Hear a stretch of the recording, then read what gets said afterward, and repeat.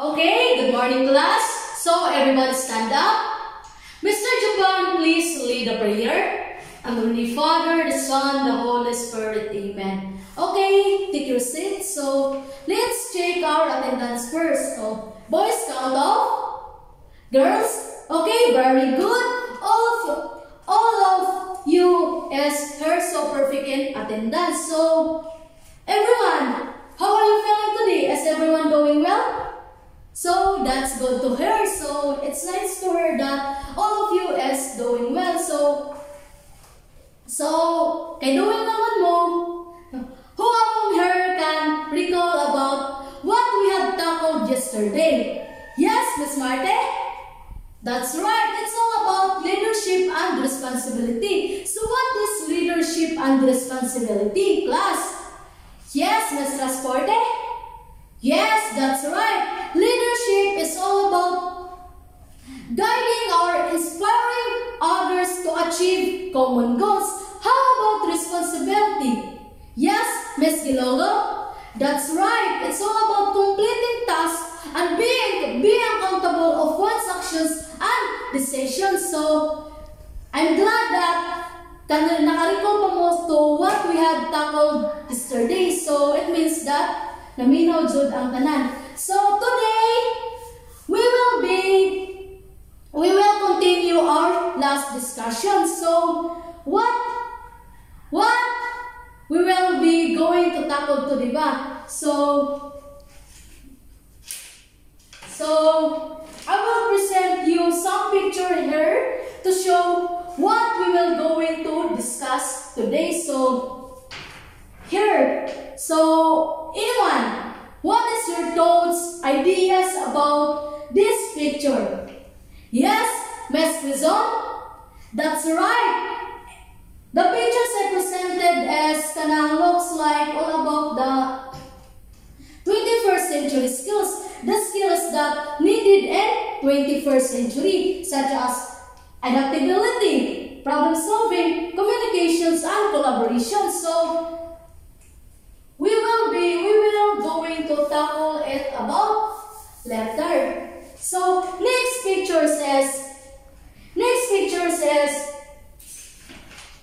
her. So any ideas or thoughts about this picture? Anyone? Yes, Miss Matabaran? Yes, that's right. It looks like a teacher attending a seminar or session. So, unsa jud ba kaha ang atong i-discuss karon? So, I hope nga naman mo nasud sa inyong talk about sa atong i-discuss today. So, the last picture. So, her. So, thoughts or ideas about these pictures? So, anyone? Yes, Miss Sepra? Yes, that's right. It looks like an environment in which there are various technologies. So, this is secret and name. So, today we will going to tackle about these three pictures. So, first is, any idea about the first pictures? Anyone? So, unsa jud ba kaha ang atong i-discuss today? So, the first picture is all about the 21st century curriculum and instruction. So, what is 21st century curriculum and instructions ba? Everybody read? Yes, thank you class. All about teaching students the skills they need to succeed into this world. So, the 21st century curriculum and instructions, they focuses on the skills that the students needed today to succeed into this world. So, what are the skills that the students needed today ba? That the students need today? So, yes, Miss, but what? It could be collaborations, another. Yes, Miss Bunto? That's right, critical thinking. So, the 21st century curriculum and instruction focuses on the 21st century skills, which is the collaboration, critical thinking, problem-solving skills, and communication, and another essential skills in 21st century. So, there are various key components of 21st century curriculum and instruction. So, what are those various key components? So, the key components of 21st century curriculum instructions are here. So, these are the key components of 21st century curriculum and instruction. So, first is, everybody read? Yes, thank you class. Teaches 21st century skills discretely in the context of core subjects. So, discretely in the context of core subjects. So, what do you understand about the first component? Yes, Ms. Quezon? Yes, it could be the uses 21st century skills. So, 21st century curriculum and instructions focuses on incorporating 21st century skills like critical thinking, problem solving, and they also use terms to connect one subject to another, or for the students to focus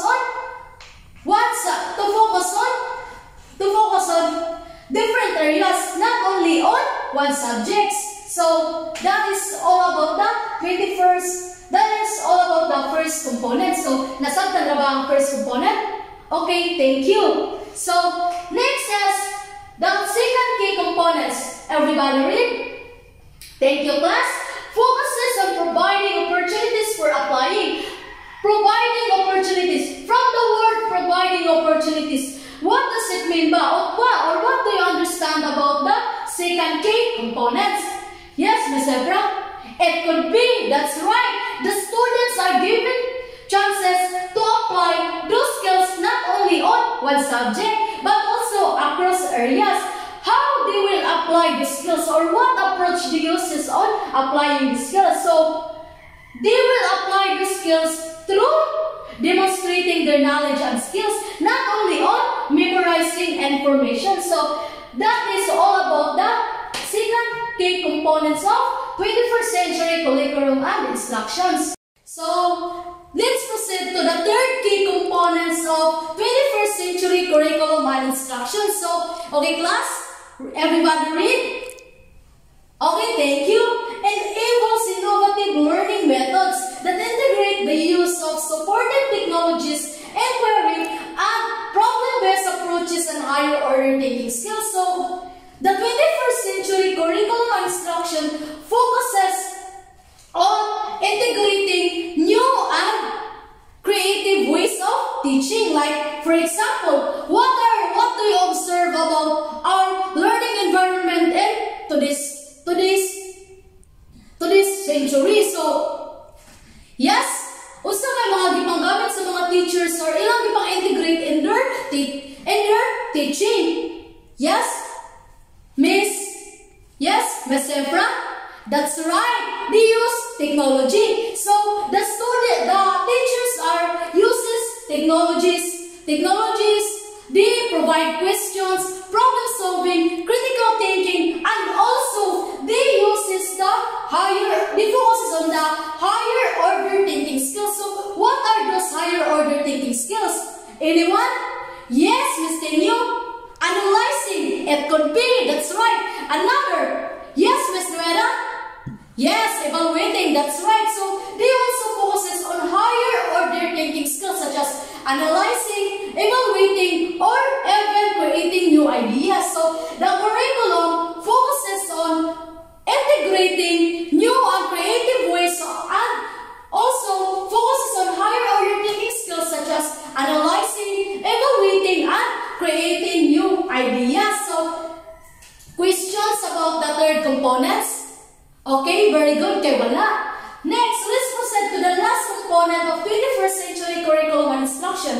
Everybody read? Okay, class, thank you.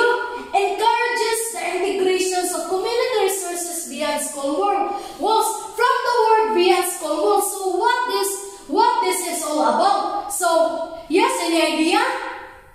Yes, Miss Pangilinan? Yes, that's right. They will integrate or they will use resources that are beyond the school walls, such as going to field trips, Example, going to field trips or they invite guest speakers. Those are examples of integrating our resources beyond the school walls. So, any questions and clarifications about the 21st century curriculum and instructions? No? Okay, very good. I hope manasabtan na dyan kayo wala mo ipangutana. So, next time, manaman na sa 21st century curriculum and instruction, let's proceed to the next topic. So, from the picture here, it's all about the 21st century professional development. So, what is 21st century professional development? Okay, class, any ideas? Yes, that's right. The teachers are attending like mga sessions, ingana. So, 21st century professional development. 21st century professional development. Everybody read? Thank you, class. Okay. It's all about teachers continuing to learn and grow in their teaching skills to meet the needs of modern students. So, ang teachers says they are still attending training sessions, seminars to improve their teaching methods, to improve their skills in teaching, and for them to adapt in the modern students. So, there are different key components of 21st century professional development. So, what are those key components? So, here, these are the different key components of professional development. So, first, everybody read? Okay, class, thank you. Highlights ways teachers can seize opportunities for integrating 21st century skills. So, kung kamu mga estudyante kay na, gi-provide mo guidance, the teachers has also guidance and how they will incorporate those teaching methods to their teaching strategies. So, the teachers are also encouraged to replace or de-emphasize those activities that are not relevant in developing the skills. So, the teachers has training in which they learn how to incorporate tools, technologies, and they are also encouraged to replace or de-emphasize those activities that are not relevant in developing these skills. So, nakuha na ninyo ang first key components? Okay, very good. Now, let's proceed to the next key components. Everybody read? Okay, class, thank you. So, the next key components balances direct instruction with project-oriented teaching methods. So, direct instructions. What is direct instructions? Anyone in the class? Yes? Miss Platan? That's right. It could be a lectures. Another. There's none? Okay, thank you. So, what about project-oriented teaching method? Yes, Miss Autentico. That's right. The students are encouraged to.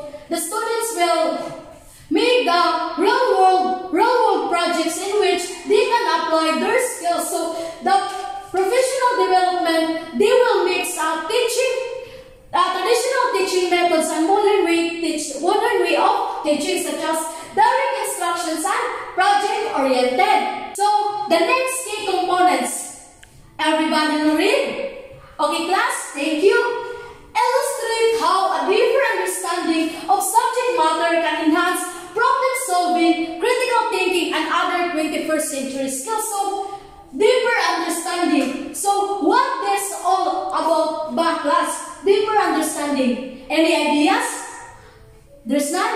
Okay, so when a child have a thorough understanding in one subject, it can improve their problem solving, critical thinking, and another essential 21st century skills. Like for example, si Matabaran, she can deeply understand ang mathematics subject in which can help him apply this to solve real world problems, where they can showcase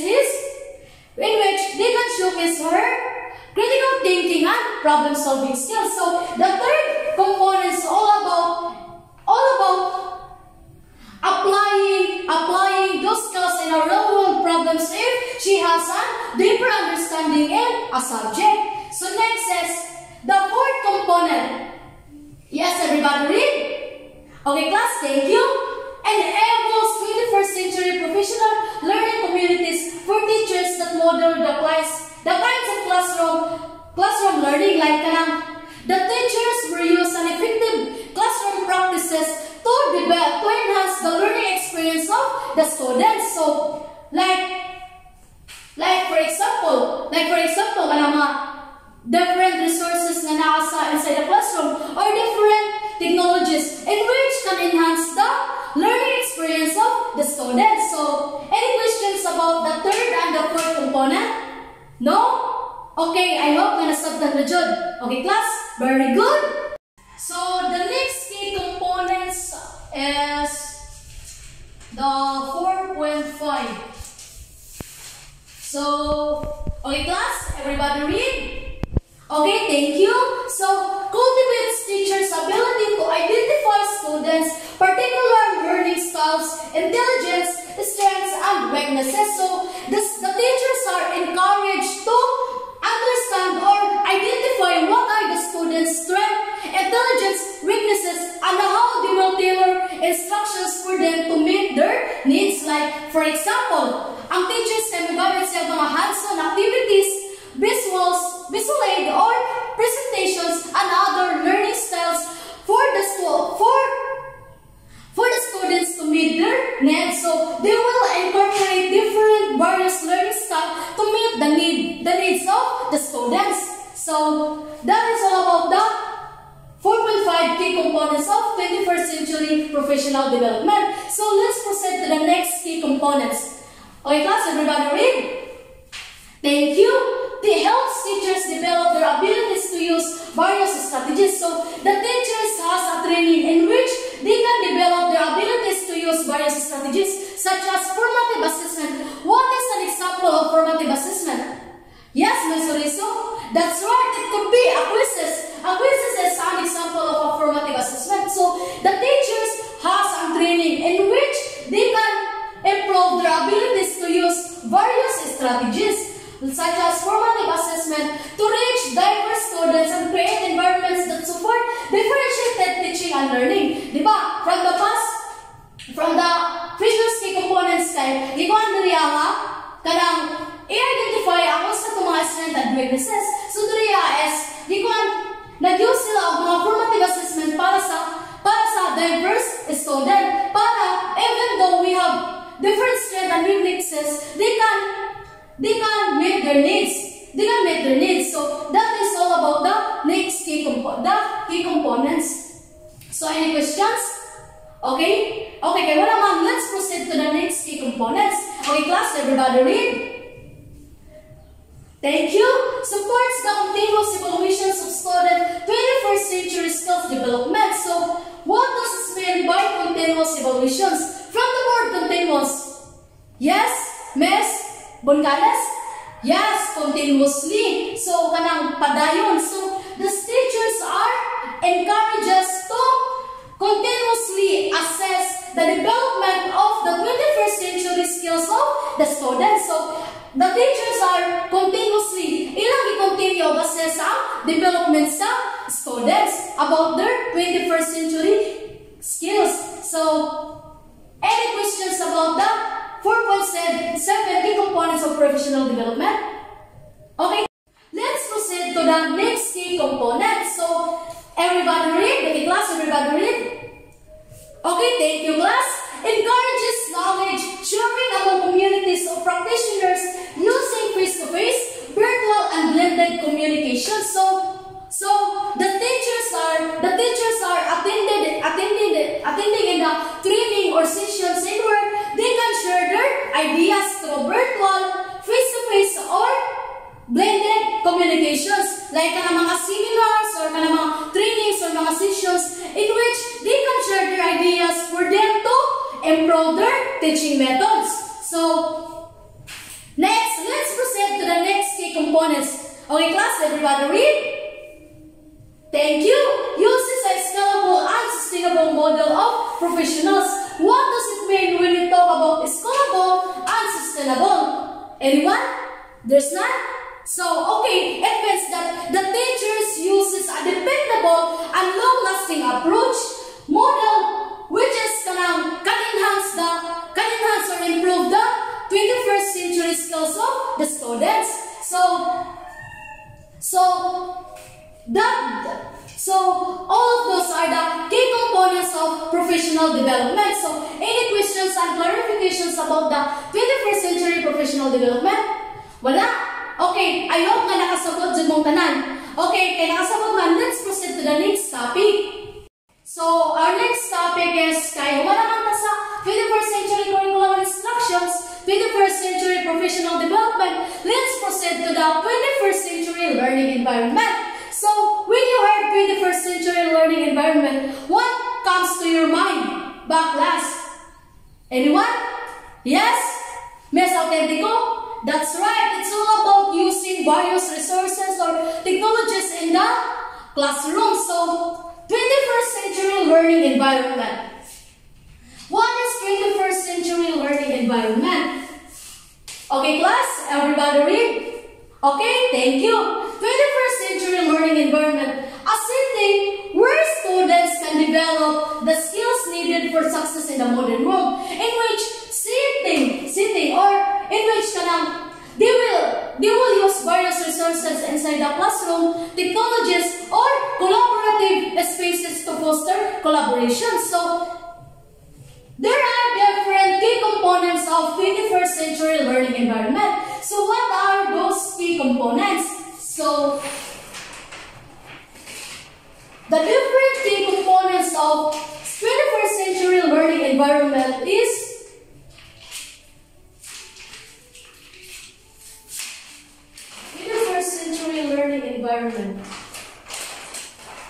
The different key components of 21st century learning environment are, so first is, everybody read?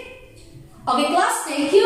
Create learning practices, human supports and physical environments that will support the teaching and learning of 21st century skill outcomes, like, for example, technologies, various tools, different resources in which this will support the teaching and learning of 21st century skill outcomes.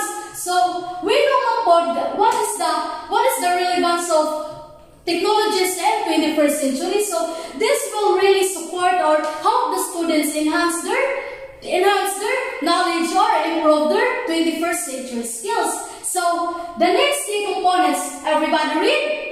Thank you class. Support professional learning communities that enables educators to collaborate, share best practices, and integrate 21st century skills into classroom practices. So, makakunin ka mga sessions or mga seminars na gi-attend sa mga teachers in which they can share best practices that they can integrate in 21st century skills into classroom practices. So, next, the key components, everybody read?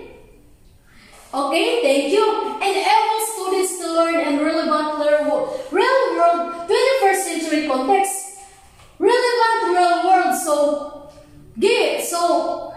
what does it mean in relevant real-world? Any ideas? That's right, Ms. Zebra. It's all about the students are given chances to apply those skills not only on one area but also in other area, and this also help the student apply the skills in real-life situations, such as, for example, through project-based or other applied work. So that is the third components of 21st century learning environment. Any questions about the first three key components? There's none. So I hope manasabtan na ninyo kay walay pangutana. Okay. Next is, let's proceed to the next key components. The 5.4. Okay class, everybody read? Thank you. Allow equitable access to quality learning tools, technologies, and resources from the word equitable. Yes, Ms. Buncanes? Yes, fair.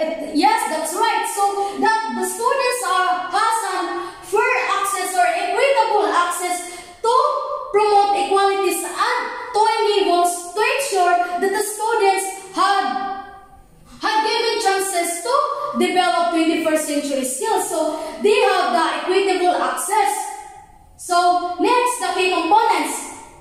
Everybody read? Okay, class, thank you.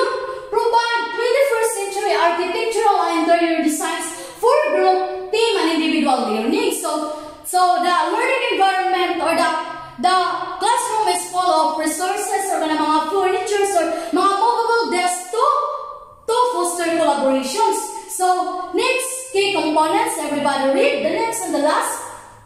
Okay, class, thank you. So, support expanded community and international involvement in learning both face-to-face and online. So it means that the students or the teachers the teachers will collaborate to local community. Like for example, sa mga field trips or mga nasa invite na mga guests, those are all about this. That was the last key components. So, any questions and clarifications about the 21st century learning environment, 21st century professional development, and the 21st century curriculum instructions? So, wala. So, okay, kay wala man. I hope nga nasabtan na dyan ang tanan. Okay, kay nasabtan naman ka ang tanan. So, okay, I will divide you into groups. The left side is the group 1 and the right side is the group 2. So, okay class, group 1, people at the back, please keep quiet. Okay, let's proceed. So, group 1, your task is you will sketch out on what is 21st century learning environment look like. So, inyo na siyang sketch out. And the group 2 naman, your task is you will engage a role play to demonstrate what is 21st century teaching look like. So, mag-role play po mo. Sa group 1, mo mag-sketch out while the group 2 is mag-role play. So, okay. Okay, very good. So, makita dyan nga nasabtan rin yung tanan kay inyo man itong na-apply. So, give a round of applause to each of every one of you because you did a great job.